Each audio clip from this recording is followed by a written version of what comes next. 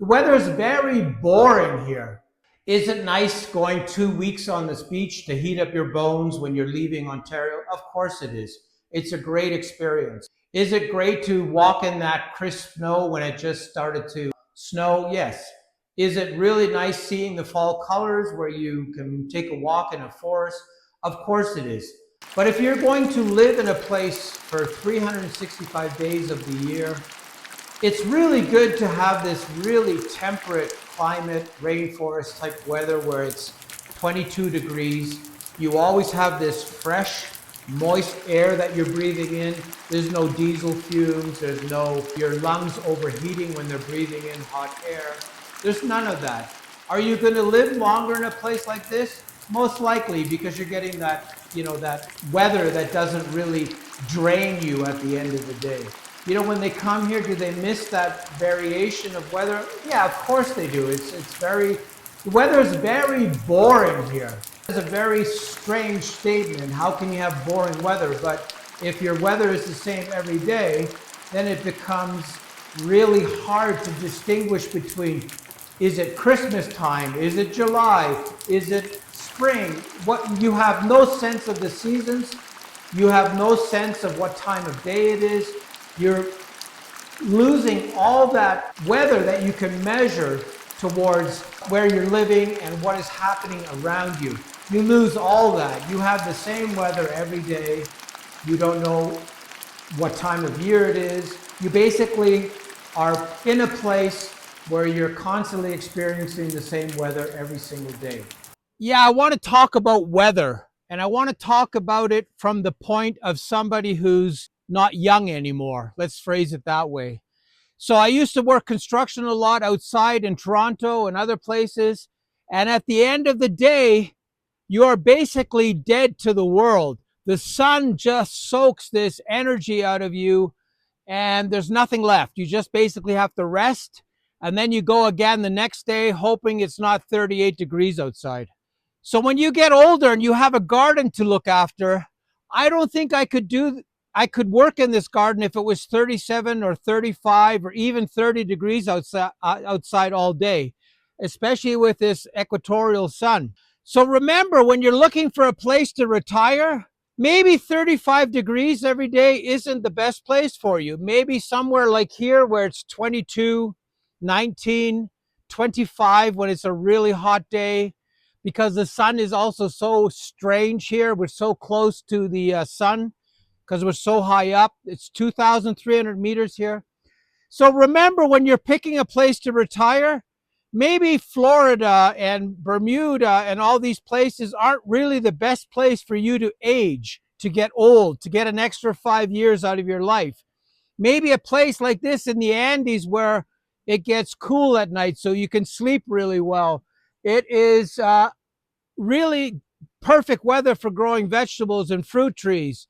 Everything grows. We had another big storm yesterday, so we have all this water keeping the plants nice and moist. If 50% of your work effort in the garden is to water everything, then that is a big part of your day, keeping everything moist and growing and well hydrated. So consider a place where it's a lot more suitable for an older person to do this extensive amount of gardening. Yeah, I know a lot. I have a lot of friends that talk about this heat. They love the heat. They love being in the heat. They love being outside, playing golf, whatever it may be.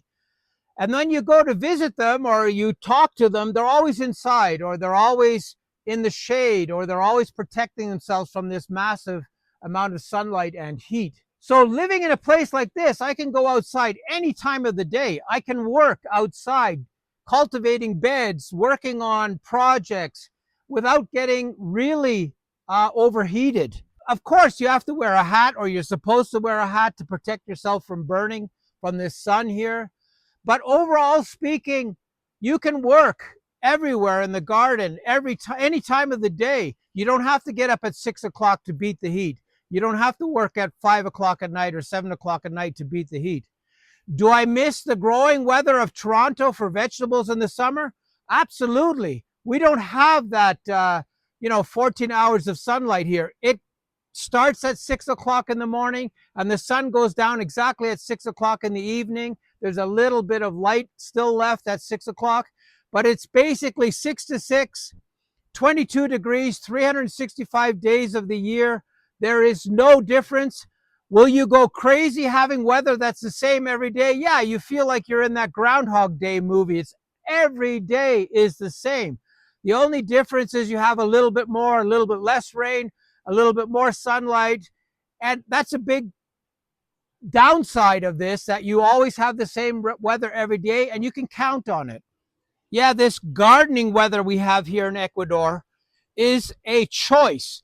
And what I mean by that, the higher you go in elevation, the more you can get this weather that is suitable for somebody who doesn't want to get burnt out by the sun.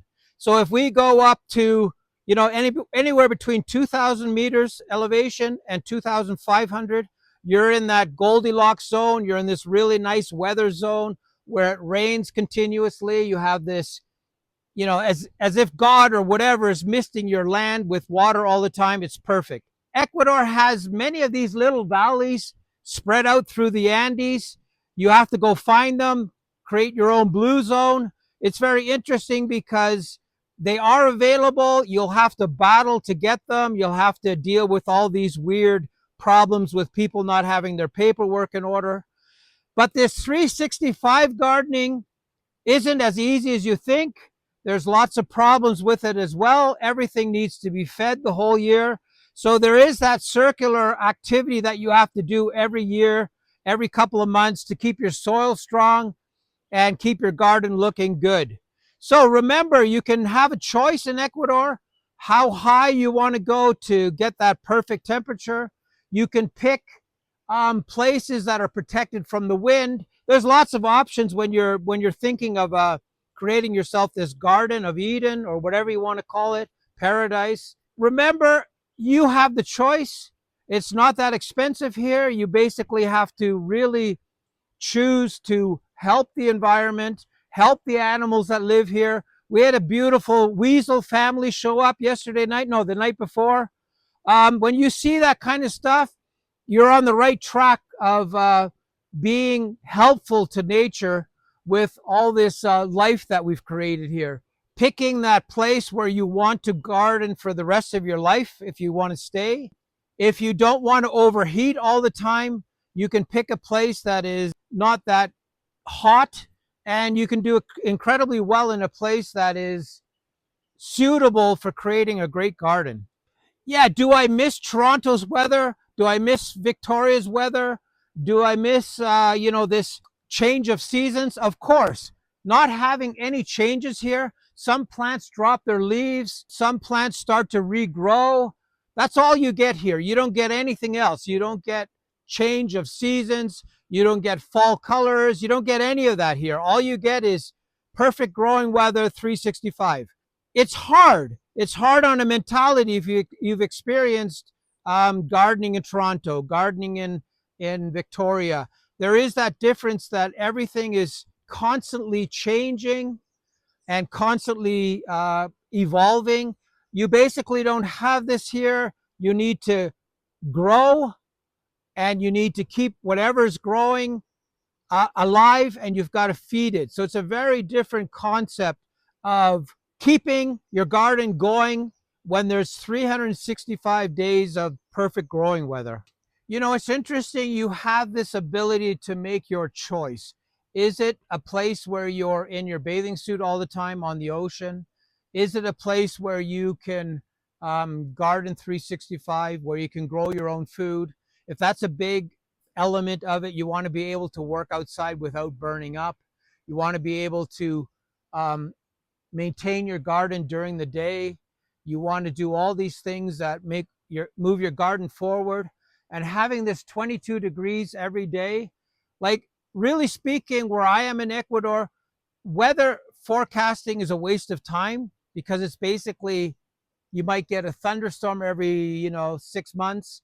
You might get a heavy downpour, but there's nothing else. Sunshine, cloud, rain, 22 degrees, 19 degrees every single day.